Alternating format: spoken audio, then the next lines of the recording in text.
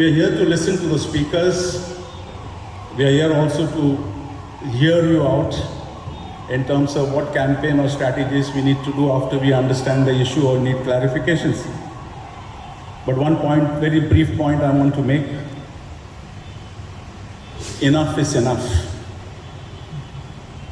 We demand a consultation when you decide policies like the open policy in terms of gifting our citizens land. Do you agree with that or not? Yes. Very rarely nowadays, after the elected representatives come to us and ask us for our votes, Mr. Amit Satum is an exception, that's why he's here with us, that they forget the citizens because they feel they are rulers, while the rulers of this particular state are the citizens who vote the elected representatives. And they cannot take our right in terms of using the consultative process to discuss about our very own land of open spaces, which we would never like it to be gifted to anyone after due consultations. It's like saying, you please vote for us and then get lost. You pay the taxes on time and then don't ask us how are we going to spend that money.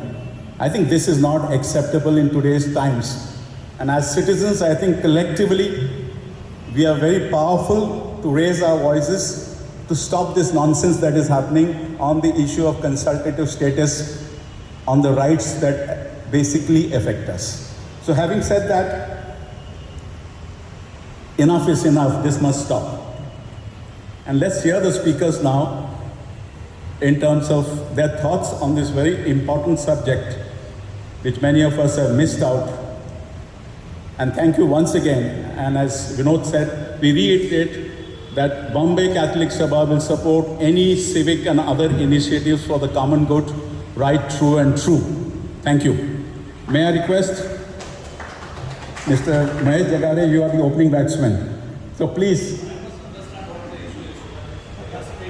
Okay, you want to do that? Okay, so we'll ask Anil Galgali to start the opening listing. Maybe he'll lead it and you'll basically...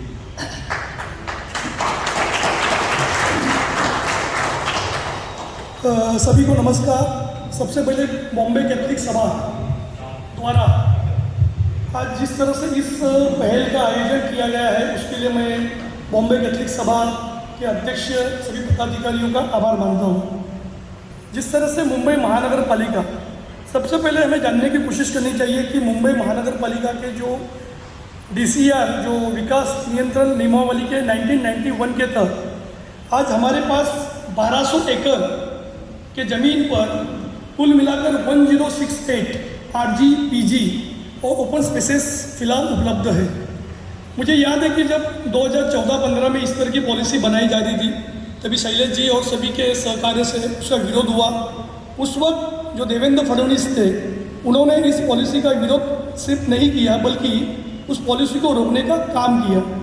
आज सौभाग्य से राज्य के मुख्यमंत्री भी देवेंद्र फडणवीस जी हैं, तो सभी की आशाएं पल्लवित हुई हैं कि 2015 में जो उन्होंने काम किया था, जो किडनैपिंग, जो ग्रैबिंग, जो दत्तक यानी जो वस्ती दत्तक के नाम पर जो गार्डन्स को, जो अलग अलग ओपन स्पेसेस को जो ग्रैबिंग करते हैं मुंबई में, तो उसे रोकने का काम उन्होंने उस वक्त किया था। आज फिलहाल क्या है, मुझे याद है कि जब 2015 में तो 31/10/2015 की एक पॉलिसी है, शायद किसी ने उस पॉलिसी को पढ़ा नहीं पढ़ा पता नहीं है। उसमें कई सारे जो अलग अलग उन्होंने जो मूल्यांकन करने की कोशिश की। सबसे बड़ी बात है कि अतिरिक्त आयुक्त जो एडिशनल कमिश्नर होते हैं मुंबई के, जिनके पास गार्डन डिपार्टमेंट होता है, उनकी अध्यक्षता में कमेटी तय करती है कि किसे हमें गार्डन देना है, किसे ओपन स्पेस देना है। तो उस संस्था का ऑडिट भी होना आवश्यक है, उसकी कितनी क्षमता है या फाइनेंशियल उसकी कितनी औकात, क्योंकि औकात शब्द हिंदी में अच्छा है कि उसकी कितनी कैपेसिटी है। इस तरह की पॉलिसी बनाई गई थी। एडिशनल कमिश्नर उसके चीफ होते हैं, उसके बाद डेप्यूटी म्यूनसिपल कमिश्नर जो जोन के होते हैं, एडिशनल के बाद DMC के बाद असिस्टेंट म्यूनसिपल कमिश्नर उस वार्ड के होते हैं। और सबसे बड़ी बात है कि जो सबब वेस्टर्न सबब सिटी, यहाँ पर अलग अलग डेप्यूटी गार्डन ऑफिसर्स हैं, वो भी उस कमेटी का हिस्सा होते हैं। और जिस वार्ड में इस तरह का ओपन स्पेस देने की जो पॉलिसी बनाई गई थी उस वक्त, तो वहाँ का जो गार्डन ऑफिसर वो उसका मेंबर होता है। इस तरह की कमेटी बनाई गई और उस पर आपको पता है कि जैसे हम लोग एग्ज़ाम देते हैं तो वहाँ पर भी एग्ज़ाम होती है।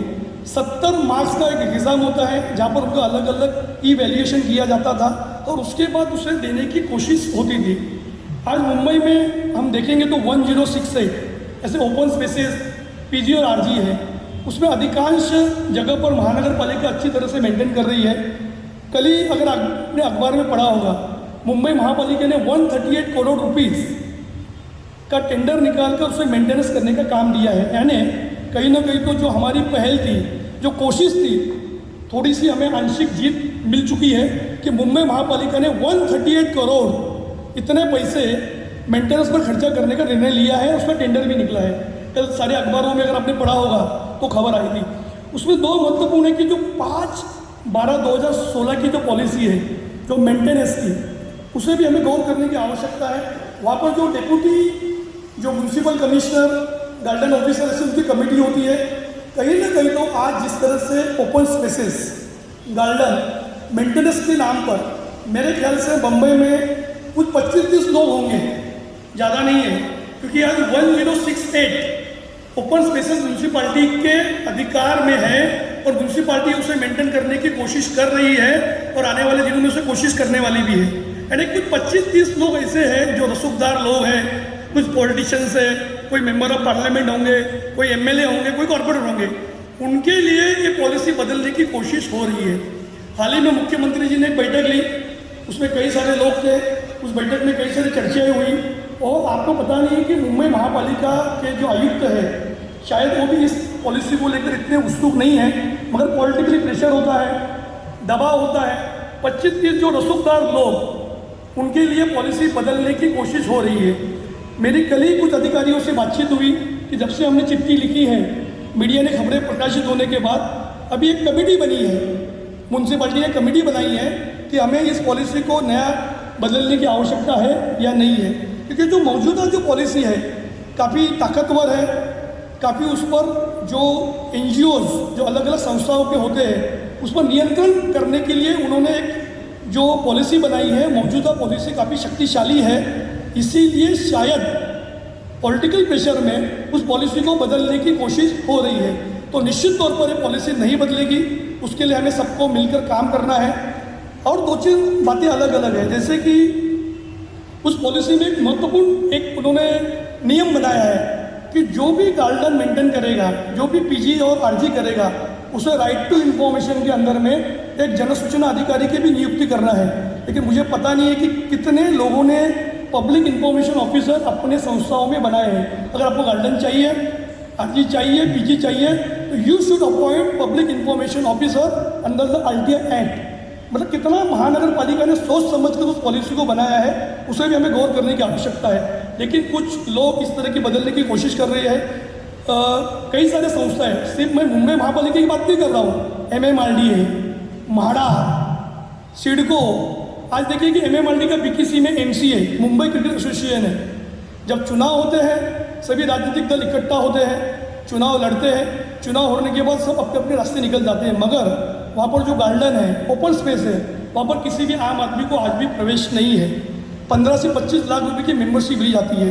लेकिन महानगर पालिका की जो पॉलिसी है, उसकी कॉपी मैं बाद में आपको मराठी में वो भेजूंगा, उसमें उल्लेख किया गया है अगर महानगर पालिका के जो RG PG में अगर कोई आप सुविधा ऐसे बनाते हो, अगर वो किसी को आम आदमी को चाहिए तो जो भी मौजूदा फीस होगी उससे 20% फीस आपको लेना है और उस सुविधा को उसको उपलब्ध कराना है।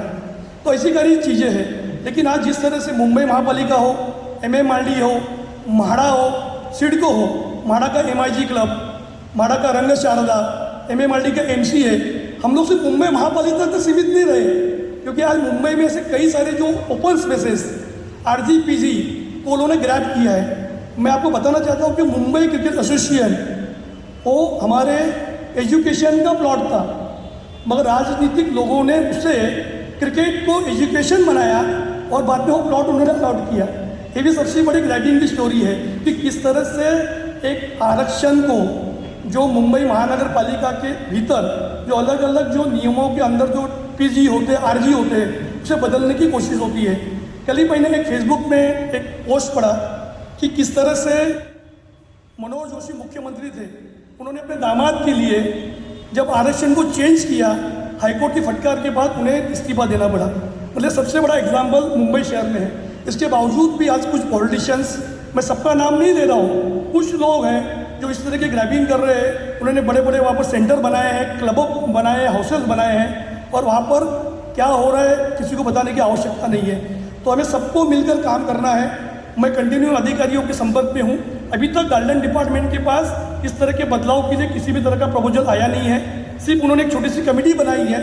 वो कमेटी डिसीजन लेंगी कि 2016, 2015 को जो उन्होंने जो एक पॉलिसी बनाई है, जो GR है उनका महानगर पालिका का, उसमें क्या बदलाव करना है, क्या नहीं करना है। मगर अधिकांश अधिकारी लोग इसके पक्ष में हैं। दूसरी बात, जब ये इस तरह के जो डेवलपमेंट होते हैं तो सबसे बड़ी बात है कि उन्होंने एक उसमें और एक नियम बनाया है कि जब भी कोई PGRG डेवलप करते हैं प्राइवेट पार्टी, तो वहाँ पर पूर्व मुंबई महानगर पालिका का बोर्ड होना चाहिए, उसका लोगो होना चाहिए। लेकिन दुर्भाग्य से आज मुंबई में अगर हम देखेंगे, कई सारी जगह पर अलग अलग लोगों के नाम है, प्राइवेट पार्टीज़ के नाम है, किसी की भी अनुमति नहीं ली गई है। दुर्भाग्य से वार्ड लेवल पर जो गार्डन ऑफिसर होता है, वो इसकी किसी भी तरह की उसका पंचनामा करना हो, उसकी शिकायत करनी हो, उसकी रिपोर्ट बनाकर अपने वरिष्ठ अधिकारियों को भेजने की आवश्यकता है। मगर ग्राउंड लेवल पर काम नहीं होने की वजह से अभी हमारे सभी कार्यकर्ताओं का, आम नागरिकों का, मुंबईकरों का कर्तव्य है, हमारी जिम्मेदारी है कि हमने वोट देकर जिन्हें चुना है वो तो अपना काम कर रहे हैं, नहीं कर रहे हैं अलग बात है, मगर हमें भी, हमने हमारा वोट दिया है महत्वपूर्ण, तो हमें भी प्रतिदिन हफ्ते में एक बार हमारे आजू बाजू के PG, RG, ओपन स्पेसेस का जायजा लेना चाहिए कि सचमुच में वहाँ पर ओपन स्पेस बचा है या कोई सेंटर के नाम पर कोई इलीगल कंस्ट्रक्शन उन्होंने खड़ा किया है। तो अगर हम लोग ये करेंगे तो निश्चित तौर पर जो लड़ाई चल रही है तो उसको बल मिलेगा, क्योंकि कहीं ना कहीं तो निचले स्तर पर जो रिपोर्टिंग होती है उसे टॉप लेवल पर माना जाता है। क्योंकि जब भी कोई आप शिकायत करते हो, थाने के इंचार्ज के पास शिकायत आती है या लोकल वार्ड ऑफिसर के पास शिकायत आती है, अंतिम उसका निर्णय वहीं पर होता है। तो हमें सबको मिलकर तैयार रहना है। और मुझे लग रहा है, जो मेरी आज का मेरा अनुभव है, कि महानगर पालिका फिलहाल जो दबाव चल रहा है, जो मीडिया से प्रेशर बन रहा है, पब्लिक मुंबई लोगों का प्रेशर खुद बन चुका है, शायद इस पॉलिसी को चेंज नहीं करेंगे। तो उसके लिए हमें उनका स्वागत करने के लिए भी तैयार होने की आवश्यकता है। फिर आने वाले दिनों में जैसा भी अपडेट होगा, शैलेश जी, गॉडफ्रे जी, इनसे हम संपर्क करके उन्हें अपडेट देंगे। हमें सबको मिलकर लड़ना है। जब लड़ेंगे तब बचेंगे और तब हम ओपन स्पेसेस को बचा पाएंगे। धन्यवाद।